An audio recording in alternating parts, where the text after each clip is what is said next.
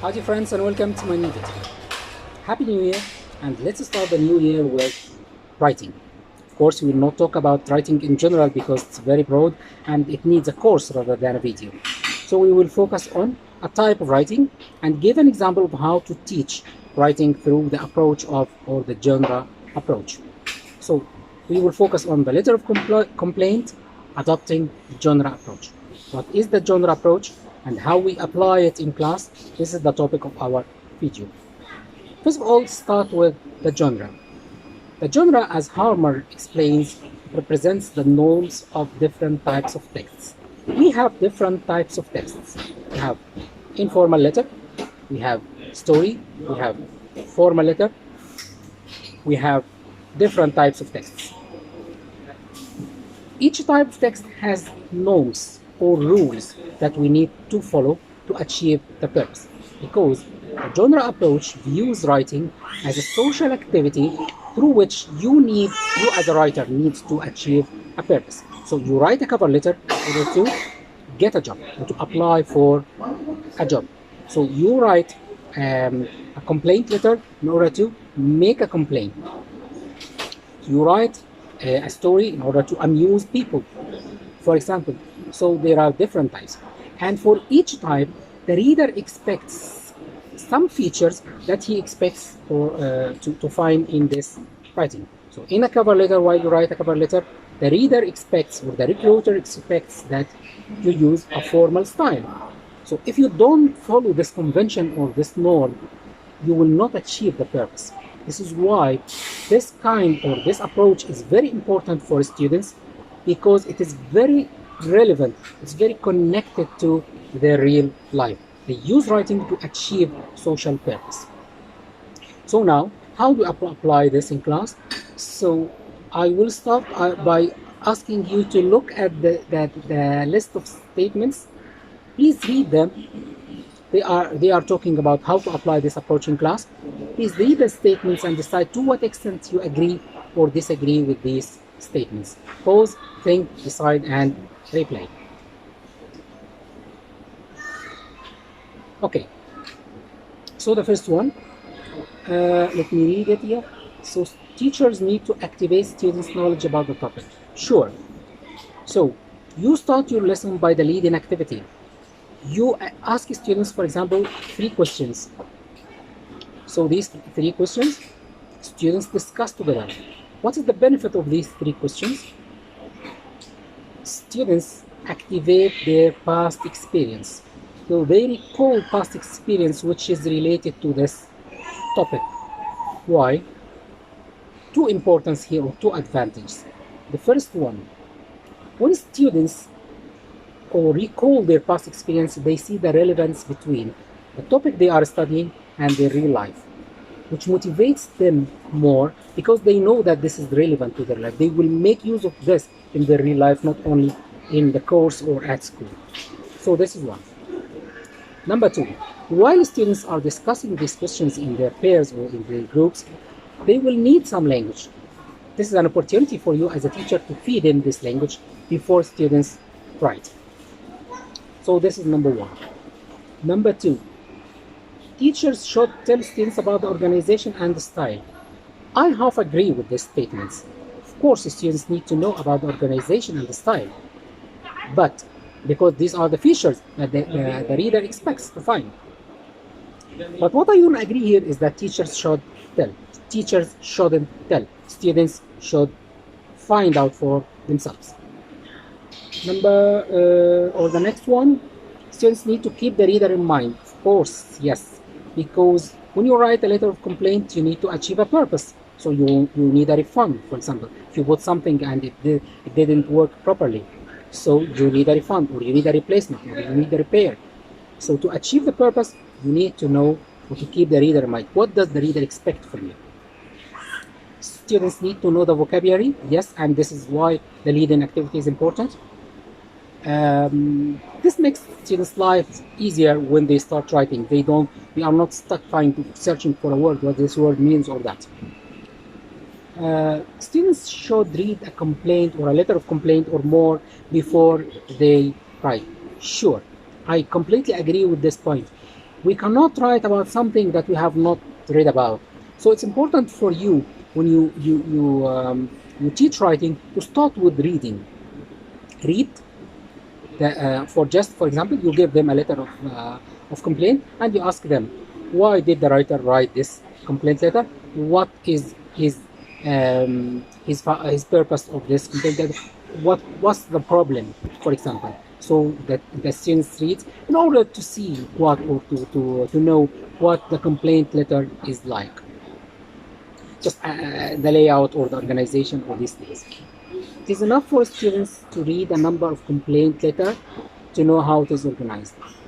I disagree with this statement, not at all, because students may read the complaint letter, may read 10 complaint letters, but their attention is not focused or is not drawn to the features, the organization, the style. They don't think about these things. They only search for information or for doing the task. So what they need is the next point. Students need to analyze the content. Through what? As Morgan suggests, students need to analyze through guided discovery. So guided discovery, you give students some questions. For example, okay, how many paragraphs are in this letter? Okay, what style is that? Or is the writer using? Okay, so in which paragraph did the writer give details about the problem?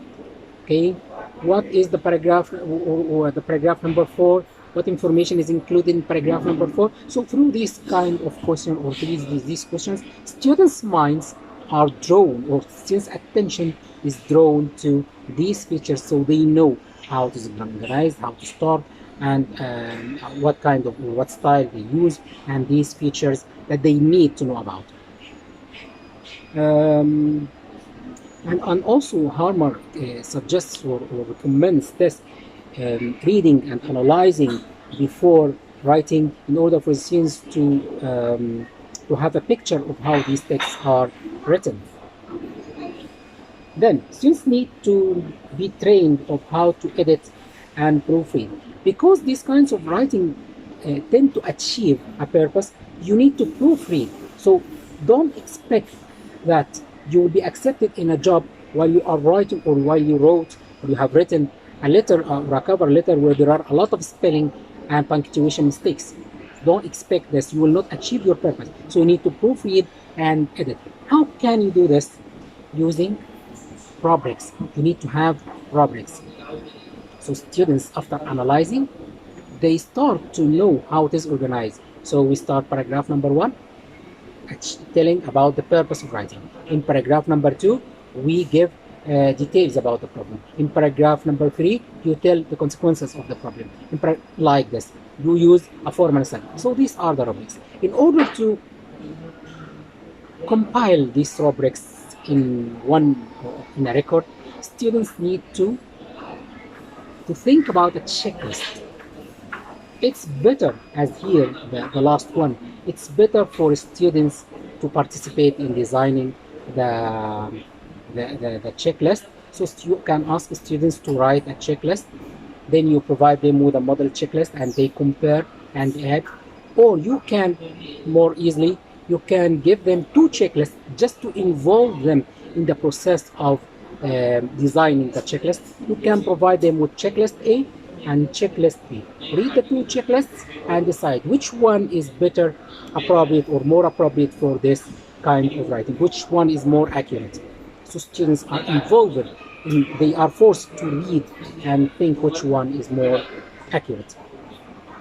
Then they use this checklist when they write, after they write, to evaluate themselves, to edit and proofread their text or their letters. After that, after analyzing, students now are aware of what to do while writing. You start doing what? Free practice, free writing, or you start with controlled. I recommend controlled practice first. So don't ask to start by asking students to write a cover letter directly after they analyze the reading. No, give them chance to, or give them more opportunity to focus and to revisit the rubrics, to think again, to discuss like this. How? For example, you can ask them to, or you can give them some strips like this. I will show you, I hope this is clear. So this kind of activity, You give the students these strips and you ask them to put them in order. So these are parts of a complaint letter. So now I will try to do the activity in front of you. So here we start with dear, then yes, all right, okay. So yes, this one, then here, and then yes. Okay, so it ends, finally it ends like this. So while students are doing this, their minds are activated again. They have another chance to revisit the rubric. If they have forgotten something, they can recall it again. So you reinforce the information that students found out for themselves. It's kind of reinforcement. Another kind of a controlled activity, so you can use the same parts here, but you can provide the functions of each part like this in steps 2, and then you ask students like this. Then you ask students to match these functions to that. For example, here I write to complain about them. So here, what's the function of this? So yes, hey, state directly and clearly why you write. When I reached home, so this is what? Yes, explain the problems in details. So this way they have another opportunity to recall, revisit the information and in order to prepare them for field. After that, you can start free writing. Ask students to write a letter of complaint freely, and then you give delayed feedback. This can be followed by gallery reading. Students display their writing on the walls. They like this so much. And then you ask them to read and nominate the best one. So this is how or what sequence of lesson can we expect, or we can expect in the genre approach for a letter of complaint. You can use this in a cover letter or any kind of a genre that provides or that tends to achieve a purpose. Okay, so Happy New Year again. Thank you for watching, and meet you next week with another example of how not to tell. Thank you so much, and goodbye.